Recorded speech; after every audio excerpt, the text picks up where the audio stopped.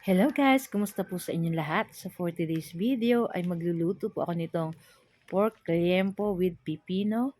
At lalagyan rin natin yan guys ng ginger, onion, bell pepper at lalagyan natin ng siling pangsigang. So kung mayroon po kayong siling labuyo, pwede nyo din po lagyan kung gusto nyo talaga ay maanghang-anghang.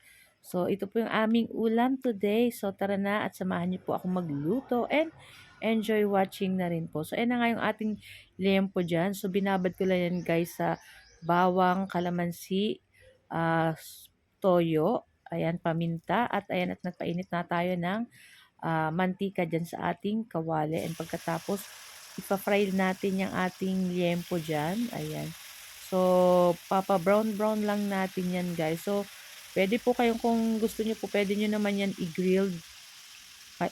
Wala po kasi ang ihawan, kaya pigprito ko lang yan, guys. Pero, super sarap po nito, guys. Kaya, kung ako po sa inyo, try nyo po itong gawin at talagang masarap. Hindi lang pang ulam, pwede nyo rin po yung pampulutan or appetizer. Ayan, napakasarap nito guys. Ayan, tamang-tama ngayon sa aming lunch. Ayan, syempre, nakapasarap siya guys kasi gawa ng ating pipino. Ayan, medyo matamis-tamis at ayan, talagang taob na naman yung kaldero naming sinaing na kanin nito. So, ayan na nga. So, nag-brown-brown na yan guys. So, ahunin na natin yan guys. So mamaya i-slice ko lang yan ng medyo mahaba. So nasa sa inyo po kung gaano kalalaki yung i-slice nyo. Ayan.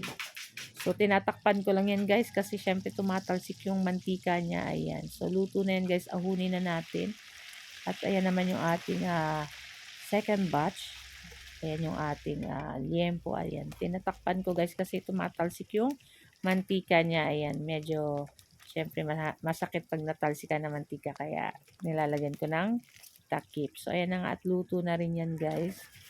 Ayan. Nako, ang bango-bango. Ito pa lang guys, ulam na tong ating liempo. So ayan na nga at hiniwa lang natin yan ng ganyan na slice. Ayan. Bahala po kayo kung anong slice ang gusto nyo. So ayan. So, ayan na rin yung ating pipino. Ayan, cubes ko lang yan. Tapos, ayan yung ating bell pepper, ginger, yung onion, yung kalamansi. Ayan, saka yung ating, naglalagay din pala tayo dyan guys ng vinegar. So, ayan na yung ating liempo dyan. At nilagay na natin dyan. Saka yung ating pipino. Lagay na rin natin dyan yung ating onion na white. So, lagay na rin natin yung ginger, bell pepper, at yung siling pangsigang. Imimix lang natin yan guys.